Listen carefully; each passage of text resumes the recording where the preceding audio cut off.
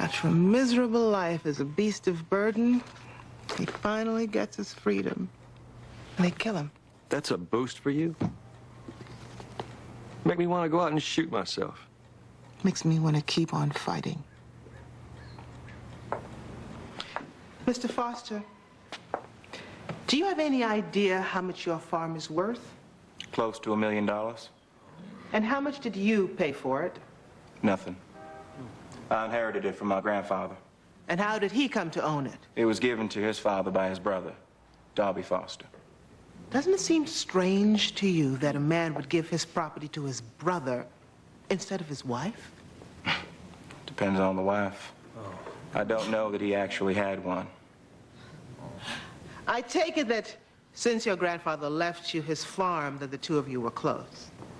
That's right. Did he share with you his views as a member of the Ku Klux Klan? Objection? Relevance? It shows that there was a prejudice against Vera Foster, which sets the stage for this entire lawsuit. I'll permit it. I heard he was Klan. He never talked to me about that. What if he had given you a new car? You drove that car for 10 years. You loved that car.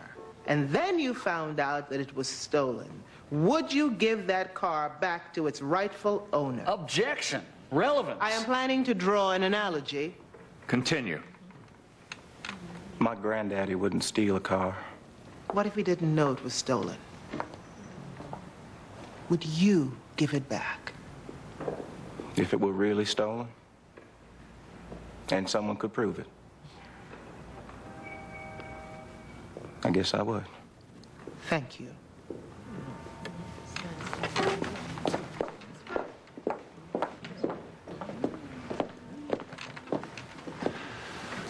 Mr. Foster, did you steal that farm? No, sir, of course not. How long has it been in your family? Fosters have owned it since the turn of the century.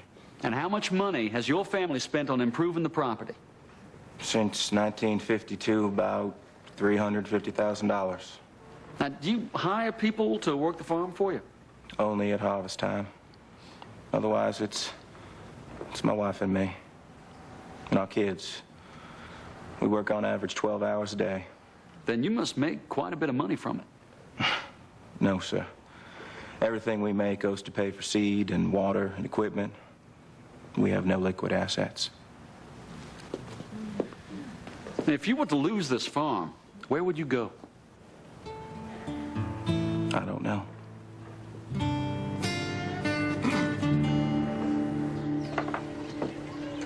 Perfect. Thank you. Anytime. Oh, I gotta go. I have a closing argument to write. And Collier and I finally have a therapy appointment. That's good. If he didn't come home soon, we're gonna be late. Oh, can I take one of your stories with me to read? Yeah, sure. I just got a couple more in a can. One of them really stinks, but one of them, not too bad. I'm sure it's great. Well, I certainly hope so. I just sent it off to 6 magazines. Poor Dixie. Oh, I wish it was still there. We could hide from the world.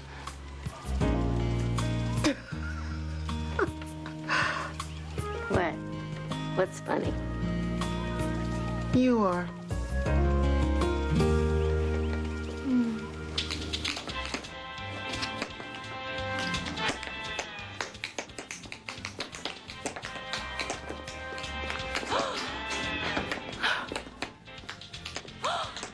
Oh, look, boys and girls, look! It's a train! Come on, everyone! Choo-choo! Choo-choo! Choo-choo! Come on! Woo! Look! Oklahoma, where the wind comes sweeping down the plains, and the waving wheat can sure smell sweet when the wind comes right over the plains. Children, let him finish. This is from Oklahoma. One of the greatest Broadway hits of this century. Yeah, so cut it out!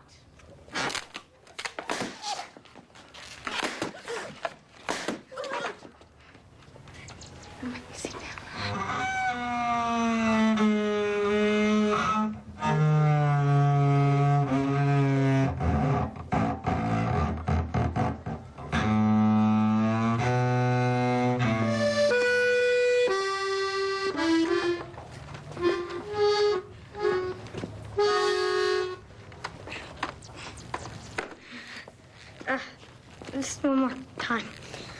It's all right, Carly. You just play on through.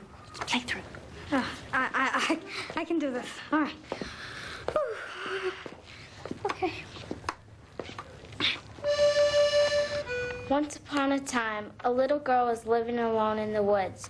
Her only friends were the squirrels and the birds and the salamanders. She made a little house in the middle of the woods out of a refrigerator box. She put leaves on the floor for a carpet and branches from a pine tree on top for a roof. One day, she saw a silver bird. He told her she could fly. He said he would tell her how if she promised to keep a secret.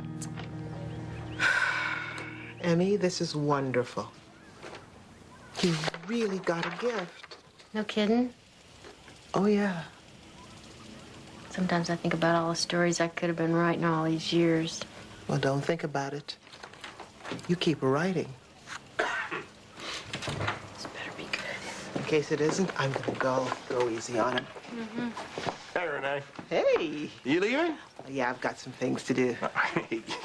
Hey, all right. Bye-bye. Where have you been? Well, Bob and I decided to grab a beer and watch the game after I got my daily rejections. I reminded you 3 times about our therapy appointment. Oh, I'm sorry, Suge. I screwed up. You see this? Every time you pulled a beer out of the fridge, you had to have seen this, which means that you were reminded another 30 times this week. Not that you're counting. What's a counselor going to tell me that I already know? Now, if he'd get me a job, hey. This is not just about you. This is about us. And like I told you before, our problem is that I need a job. Until I get one, we can't afford things like therapy. We can't afford not to go.